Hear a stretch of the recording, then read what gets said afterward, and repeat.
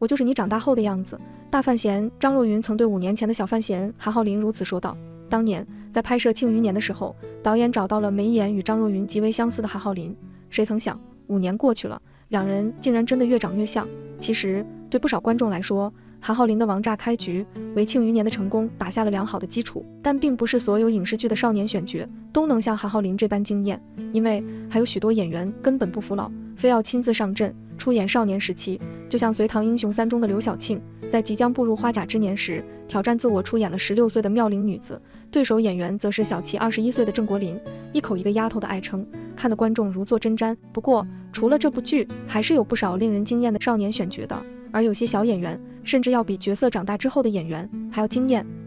徐婉罗《莲花楼》。在充满了江湖气息的《莲花楼》中，许巍罗出演了男主李相夷的少年时期，当时他只有13岁，但他却将少年李相夷的孤傲与老成刻画得淋漓尽致，而那些流畅利落的打戏也是他在拍戏时现学的。虽然出场不多，但他的每一个镜头都被联络人称为有效镜头，尤其是把成年后和少年时的2个李相夷对比起来，你会发现两人的神情眉眼也惊人的相似。6岁出道的徐婉罗演变了个大影视剧男主的小时候，首部作品便是《大唐荣耀》的幼年李昭，还有2020年的《以家人之名》，他饰演了幼年凌霄。在2021年的《长歌行》中，还出演了吴磊的童年时期少年版本的阿诗勒隼，也满是英俊潇洒少年郎的气质。包括《玉面桃花总相逢》中的童年许亲家，也是由他出演。小小年纪的他将文人墨客的儒雅诠释得十分到位，以至于成年后的许亲家在换成童梦时之后，观众只感受到了满屏的书呆子气息。身为时候的小童星，出道仅7年便包揽了个大热播剧男主的童年时期，果真是未来可期。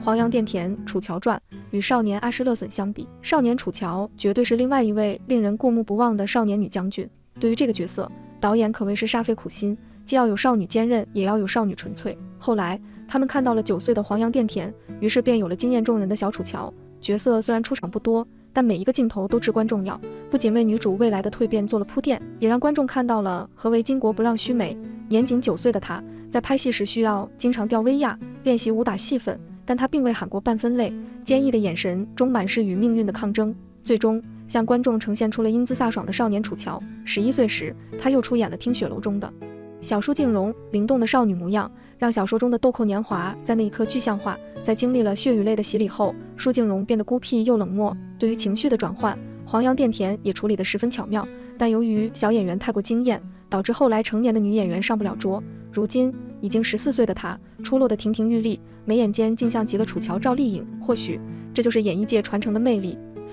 陈之眼司藤。同样令观众过目不忘的还有司藤中的小司藤和小西竹。身为一位艺人，他在被秋山创造出来之后，外貌秉性都与常人无异，甚至要比人类还要单纯上几分。而陈之眼饰演的幼年司藤，凭借其甜美的外形，很好地诠释出了角色的纯净。小时候的司藤虽然生活在秋山的阴影与掌控之中，但他的内心却一直保持着善良和纯真。精致的发型和服装也将她衬托得更加甜美。后来在司藤变成了小西竹之后，她又成为了傲娇少女，小大人做派，学得有模有样。在出演这一角色时，陈之眼只有9岁。其实在进入影视圈之前，她只是一个性格内向胆小的小女孩。后来陈母为了锻炼她的胆量，便带着她参加走秀。随着业务的熟练，陈之眼的性格也逐渐外向了起来，于是便有了广告和影视剧的拍摄。在护心这部剧中，她也出演了女主燕回的童年时期孤苦无依的小可怜模样，收获了观众的认可。翁斐然秦始皇。历史上的秦始皇是个备受争议的人物，但时至今日，人们才发觉当时的他为一统6国做出了常人无法做到的战绩。在央视推出的《秦始皇》这部剧中，张丰毅饰演了成年嬴政，至于少年版本则是由翁斐然出演。其实翁斐然并不是一位专业的演员，之所以能够出演这个角色，是因为他在剧组选演员时在一旁看了个热闹，然后就被眼光毒辣的导演一眼相中。事实证明，这位导演选对了。在仅有3集的戏份中，年仅12岁的翁斐然将嬴政的王者志气演绎得入木三分，阴冷的眼神让观众有种错愕感，似乎历史中的嬴政真的就长他这个样子。转身回眸的镜头也满是少年帝王的音质孤高。但这部剧在拍完之后却被压了6年，直到2007年才可以播出，而这也是翁斐然的唯一一部作品。如今的他已经从中央民族大学的硕士毕业，成为了回归于社会的寻常人。或许退圈之后的生活才是最令他心安的。边天阳知否。在知否大热的时候，明兰和二叔在戏外的喜讯也令不少粉丝狂喜，但在该剧开播之时，不少观众对冯绍峰的扮相颇有不满，或许绝大部分原因是因为饰演少年顾廷烨的小演员太过惊艳。当年边天阳凭借少年顾廷烨一角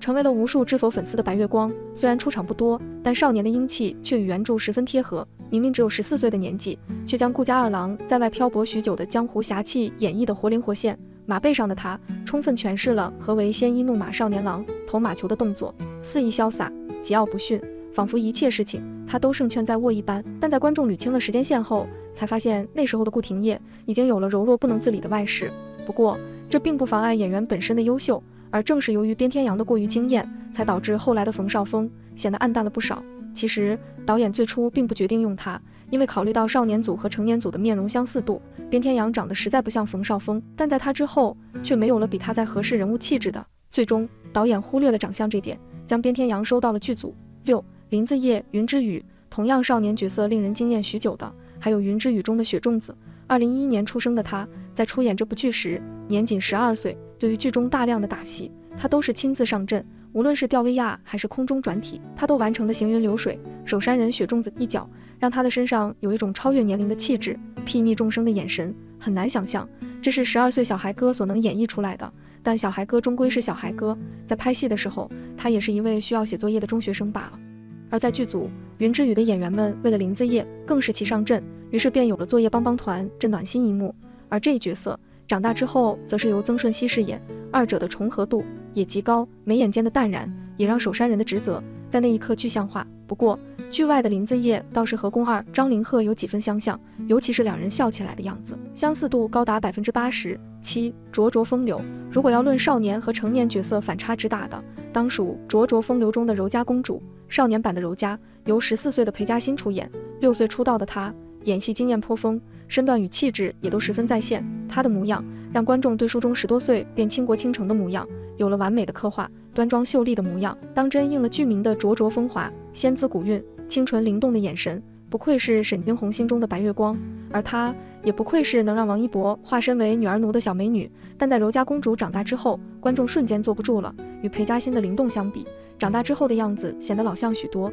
年仅40的她与公主模样显得十分违和。合适的年龄段出演合适的角色，才是对演员2字的最大尊重，而不是明明已经人到中年，还非要拼尽全力去饰演那些28年华的妙龄女子。反观这些适龄的小童星，才能真正将角色的烂漫天真悉数体现。那么还有哪些少年角色令你过目不忘呢？